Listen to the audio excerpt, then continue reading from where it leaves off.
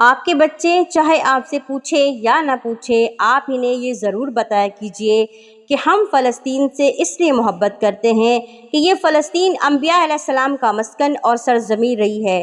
حضرت ابراہیم علیہ السلام نے فلسطین کی طرف ہجرت فرمائی۔ اللہ تبارک و تعالیٰ نے حضرت لوط علیہ السلام کو اس عذاب سے نجات دی جو ان کی قوم پر اسی جگہ پر نازل ہوا تھا۔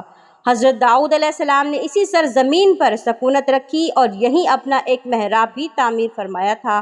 حضرت سلیمان علیہ السلام نے اسی ملک میں بیٹھ کر ساری دنیا پر حکومت کرتے تھے۔ چونٹیوں کا وہ مشہور قصہ جس میں ایک چونٹی نے اپنی باقی ساتھیوں سے کہا تھا کہ اے چونٹیوں اپنے بلوں میں گھس جاؤ، یہاں اسی ملک میں واقع اسکلان شہر کی ایک وادی میں پیش آیا تھا جس کا نام بعد میں وادی نحمل یعنی کہ چونٹیوں کی وادی رکھ دیا گیا۔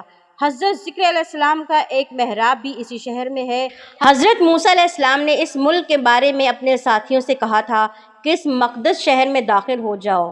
انہوں نے اس شہر کو مقدس، اس شہر کے شرک سے پاک ہونے اور انبیاء علیہ السلام کا مسکن ہونے کی وجہ سے کہا تھا۔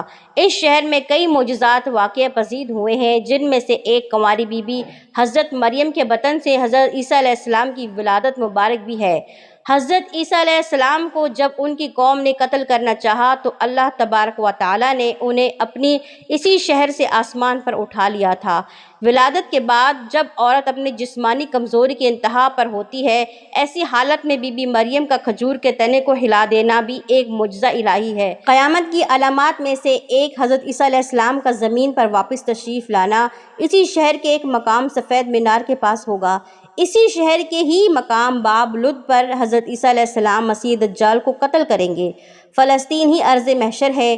اسی شہر سے ہی یاجوج و ماجوج کا زمین میں قتال اور فساد کا کام شروع ہوگا۔ اسی شہر میں ہی واقع پزید ہونے والے قصوں میں سے ایک قصہ طالوت اور جالوت کا بھی ہے۔ فلسطین کو نماز کی فرضیت کے بعد مسلمانوں کا قبلہ اول ہونے کا اعزاز بھی حاصل ہے۔ ہجرت کے بعد حضرت جبرائیل علیہ السلام دوران نمازی حکم ربی سے آقا علیہ السلام کو مسجد اقصیٰ یعنی کہ فلسطین سے بیت اللہ کعبہ شریف کی طرف رخ کرا گئے تھے۔ جس مسجد میں یہ واقعہ پیش آیا وہ مسجد آج بھی مسجد القبلتین کہلاتی ہے۔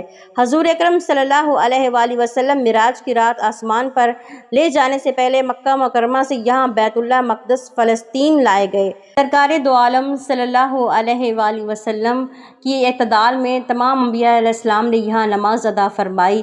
اس طرح پھر سے فلسطین تمام انبیاء علیہ السلام کا مسکن بن گیا۔ سیدنا ابو ذر رضی اللہ تعالیٰ عنہ کہتے ہیں کہ میں نے نبی کریم صلی اللہ علیہ وآلہ وسلم سے پوچھا کہ زمین پر سب سے پہلے کون سی مسجد بنائے گی؟ تو آپ صلی اللہ علیہ وآلہ وسلم نے فرمایا مکہ مکرمہ۔ پھر آپ نے پوچھا کہ دوسری کون سی مسجد بنائی گئی؟ تو نبی صلی اللہ علیہ وآلہ وسلم نے فرمایا کہ دوسری مسجد مسجد اقصیٰ یعنی کہ بیت المقدس تعمیر کی گئی۔ ان کی عظمت کا اندازہ اس بات سے بھی لگایا جا سکتا ہے کہ یہاں پڑھی جانے والی نماز کا اجر 500 گنا زیادہ ملتا ہے۔ اسی طرح سے کئی واقعات ہیں مسجد اقصیٰ سے جڑے مسلمانوں کے، اور مسلمانوں کا تعلق مسجد اقصیٰ سے کئی ہزار سال پرانا ہے۔